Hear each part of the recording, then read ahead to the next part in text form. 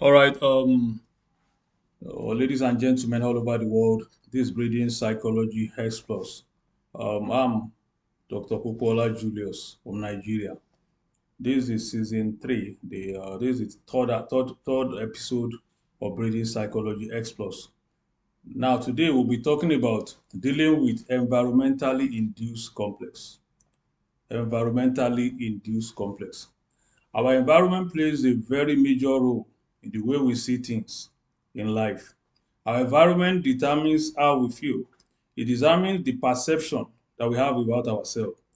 There are some types of feelings that come into your personality because of the way you are perceived in the human environment. For instance, some people they feel positive about themselves because they were born into the palace. Some people feel negative energy because they were born in a slum. And so when you talk about environmentally induced complex, you are talking about that feelings of inadequacy that you get as a result of what happens where you find yourself at a particular point in time. If what happens to you are full of positive things, you are likely to have what we call positive feelings. But when a lot of negativity surround the environment where you find yourself, you are likely to start struggling with environmentally induced complex. Complex itself has to do with what we call feelings of inadequacy within us, and it could either be intrinsic or extrinsic in nature. The environmentally induced complex is extrinsic because it pushes you to begin to feel insecure about yourself, not because you want to feel insecure, but because the environment is exerting energy, force on you to feel in a way that you may not even perceive that you could have felt. So, what is environmentally induced complex? Environmentally induced complex are forces of the environment exerting energy on our perception, leading to feelings of inadequacy. And we have to understand that we can look at it from different categories. Environmentally induced complex can be from your family, it can be from your spouse, it could be from your peer group, and it could also be from the ethnicity that you come from. For instance, if an individual is not accepted in his own immediate family, it could lead to complex. When we're talking about primary inferiority complex the other time, in my last episode, I was telling my audience that while growing up, when the child is subjected to pressure, unnecessary pressure of condemnation at the early stage, it can lead to inferiority complex. Now, when the environment, the family that a child comes from, begins to exert negative energy on that child, that means the psychological environment of that child is not conducive enough. It can lead to complex. Also, how about spouse relationship? If you always have negative, if you're always speaking negative about your spouse at a particular point in time, that may damage their confidence and can lead to complex. For instance, we have cases of spouses always condemning their spouses. A man condemning his wife, telling his wife that she's not good enough, she can't do this very well, and a wife comparing her husband to other men, saying that you are not as good as they are, either in intelligence or either financially. All these things accumulate and leads to environmentally induced complex. So when we talk about peer group induced complex, we also find this in our society today. When you are not accepted by your peer group, it can lead to complex as well, inferiority complex. So all these forces are found in the environment, and it can either make or mar a person. Now, the attitude of that person to that particular complex will determine whether the person will get out of the complex or not. Now, when we're talking about this type of complex, we are talking about why is this complex so strong? This environmentally induced complex. Why are they so influential? What actually causes this complex is that the inability of the individual to match up with the expectation of the environment may lead to what we call environmentally induced complex. Also, when we talk about technological gap or knowledge gap, for instance, in the society where you find yourself, you cannot match when you find that you cannot match up with their technology or the kind of knowledge displayed in that society, then it can lead to environmentally induced complex. Also, physical deformities. When a person is born with a particular physical deformity, or that deformity came as a result of accident in the society, People begin to feel inferior to other people around them, probably because maybe probably they are physically challenged in the leg or in the hand or any part of the body, or they are deformed one way or the other. It could lead to environmentally induced complex. Not necessarily because the environment is putting that pressure, but the individual himself may find it difficult to fit into the environment. But anytime people stare at such individuals, it leads to inferiority complex. Also, there's what we call cultural cringe. Cultural cringe. When we have countries of the world that are far advanced than some other parts of the world, in the first world countries, for instance, a person coming from the third world country for the first time may experience what we call environmentally induced complex. Because in the first world countries, there are ways in which things are being done. So when an individual finds himself, when an individual from a continent that is not so developed, find himself or herself in in a continent that is far developed than where the person is coming from, you see that surprise in development may lead to inferiority complex because of the environmental differences. So this is what we call environmentally induced complex. Now, why am I talking about environmentally induced complex? We need to talk about this issue in this particular program because we don't understand how to deal with environmentally induced complex. You cannot live above it. And when the environment begins to exert its pressure, when you find citizens or indigenes of the environment discriminating against you just because the environment you are coming from is different from where you are finding yourself in terms of development and advancement, you may feel inferior. I remember when I was in my primary school those days, I was coming from a public school and my parents decided to place me in a private primary school. And I noticed that the first thing that my new colleagues did for me was that they isolated me. Nobody was talking to me. Nobody was playing with me. When I talk in the class and I make mistakes, because I was coming from a public school that didn't have I didn't have thorough teachers that were teaching me. The moment I make mistakes, I saw my colleagues laughing at me, and this brought about inhibition. I became inhibited to the extent that my teacher at that time, who was a Ghanaian, he said, Sheyi's aloofness worries me. What does it mean to stay aloof? When a person experiences environmentally induced complex, the person begins to inhibit, begins to keep quiet. That inhibition will lead to social isolation. I was socially isolated, not because people were isolating me. I isolated myself because I felt that I could not fit in. And at the end of the day, when the teacher started encouraging me that you can do this thing, and he started encouraging me, my performance started improving. So we have to understand that environmentally induced complex may never go away until something is done about it. Either you motivate yourself intrinsically, or find somebody to give you the motivation that you need to live above environmentally induced complex. So it's very, very important for us in our world today not to exert unnecessary pressure on people in the environment because it can lead to disasters in the society.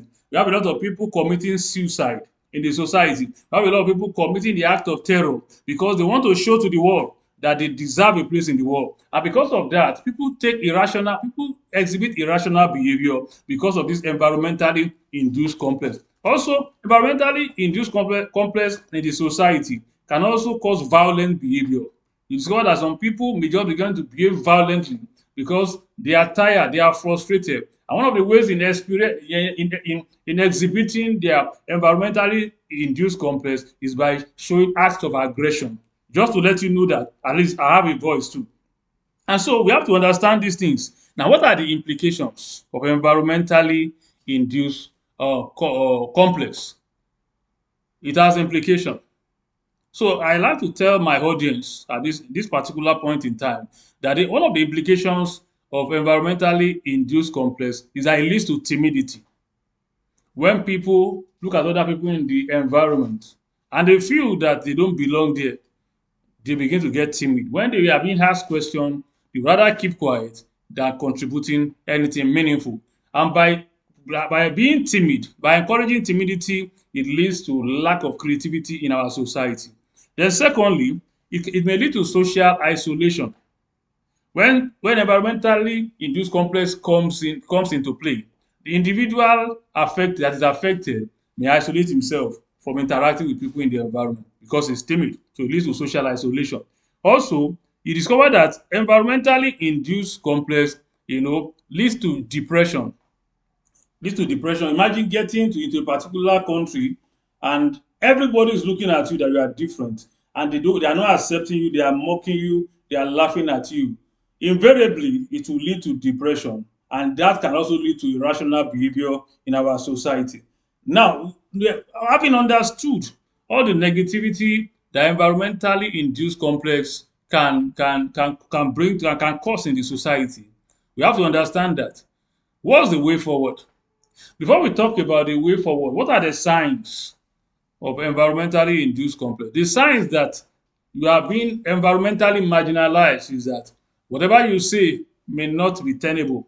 People may not believe, people may not accept what you say in that society, and it will make you feel less of yourself. Another sign of environmentally induced complex is what we call subtle racism, subtle ethnicity, and subtle racism.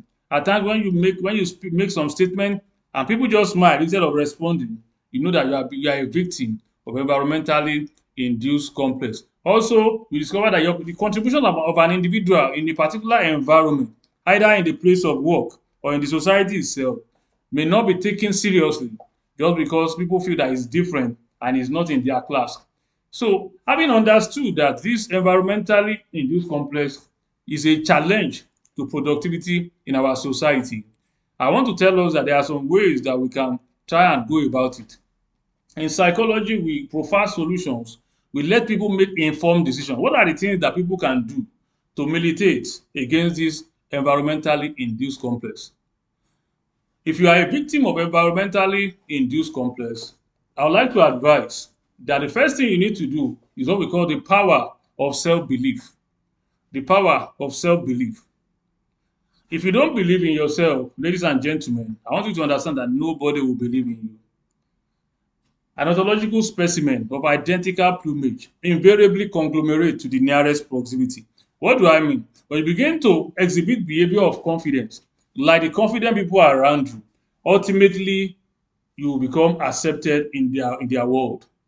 But the moment an individual begin to behave in a self-defeatist manner, in a very defeatist manner, you discover that you are likely not to be accepted no matter what you do.